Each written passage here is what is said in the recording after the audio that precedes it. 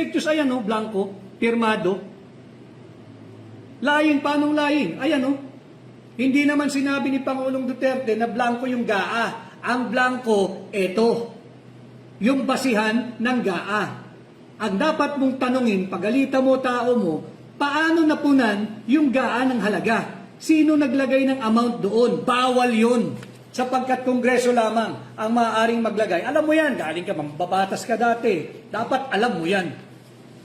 Kaya Noy 25 New, dinidefend ni Marcos ang mali, impeach is the key. Noy 25 New, babanggitin natin yung impeachment. Yung mga nakatakda na magsagawa ng rally, ang rally naman ay para sa political persecution na impeach Inday Sara daw. Ito, yung pagpirma mo ng isang GAA na base sa blankong dokumento, ito, anong stand nyo rito?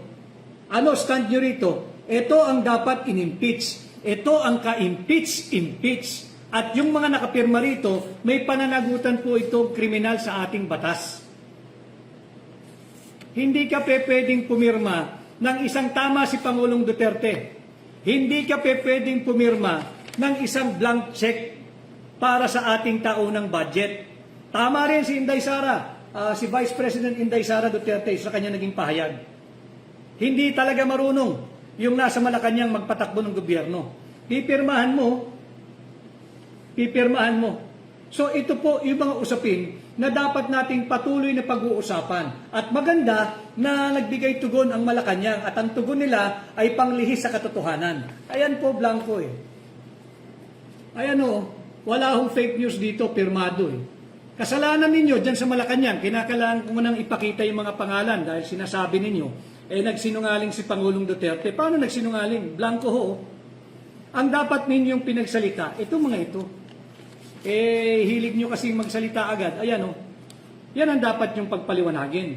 Bakit kayo ang nagsasalita on behalf of the senators and congressmen? Meron ba kayong kinalaman dito?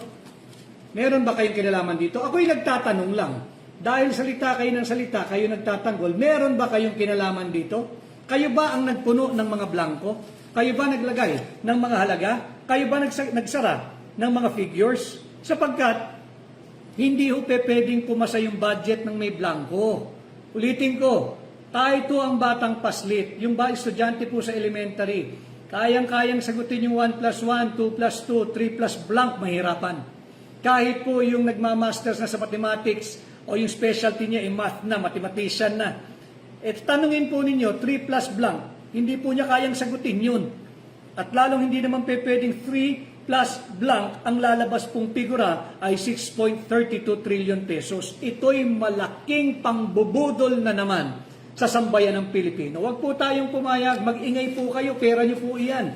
Linoloko po tayo. At bukod dyan, ma-segue ko lang.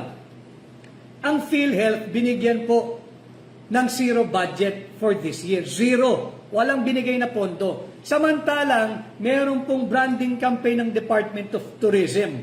Department of Tourism, may branding campaign. Yung position po nila kung paano ma-market ang Pilipinas bilang puntahan ng mga turista. Binigyan po agad-agad ng 500 million pesos ng Malacanang ni Bongbong Marcos. Inuna mo pa yung branding ng turismo kesa sa kalusugan ng mamamayang Pilipino? Ulitin ko yung tanong ko, anong klaseng puso meron kayo? Anong klaseng prioridad meron kayo? Inuna niyo pa yung pondo ng advertising, ng branding ng Department of Tourism, 500 million, samantalang ang PhilHealth, zero. And then, alam naman ninyo kahapon, binanggit ko na ho sa ating mga kasama na miyembro po at naging miyembro ng Armed Forces of the Philippines at ng Philippine National Police. Naglabas po ang inyong respective finance department or finance offices na hindi po muna mapoproseso yung inyong mga pensyon, yung mga payout. Hold daw po muna dahil kulang pa ng documentation diyan nagmumula sa Department of Budget and Management. Yan po. Kaya talagang dapat tayong magduda lahat.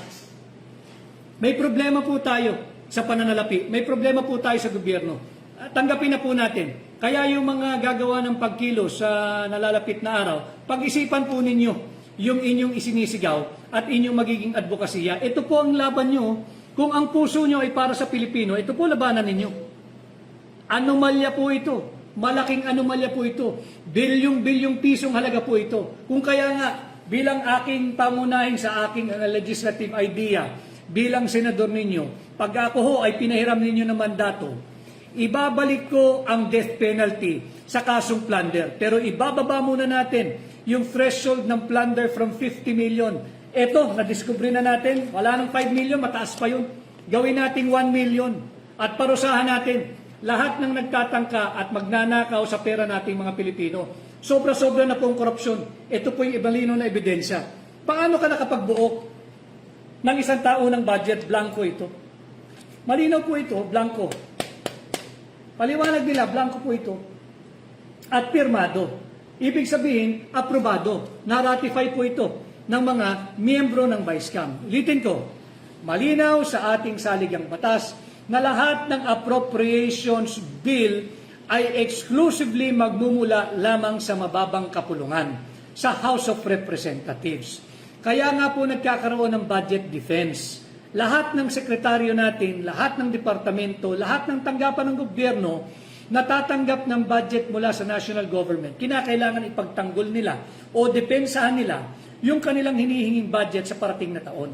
Bakit pa tayo magkakaroon ng budget hearing? Sayang lang ang oras ng ating mga mabubuting sekretaryo. Sayang lang ang oras ng ating mga kawani sa gobyerno. Ang kakatay lang pala ito, yung Vice-Cam, yung third chamber, yung third house na unconstitutional. Ayan o, blanco. Ang masakit, sinasabi ng Malacanang, hindi raw po unconstitutional ito dahil meron namang laman itong mga blanco. Sino naglagay? Paliwanag ninyo. Sino naglagay? Saan kayo kumuha ng kopya nito na hindi na blanco? Yan ang ipaliwanag ninyo. Kayo dapat nagpaliwanag. Saan kayo kumuha? Kung nakakuha kayo ng ganito na hindi blanco, sinong nagbigay sa inyo? At yun din ba'y pirmado ng mga miyembro ng Vice-Cam?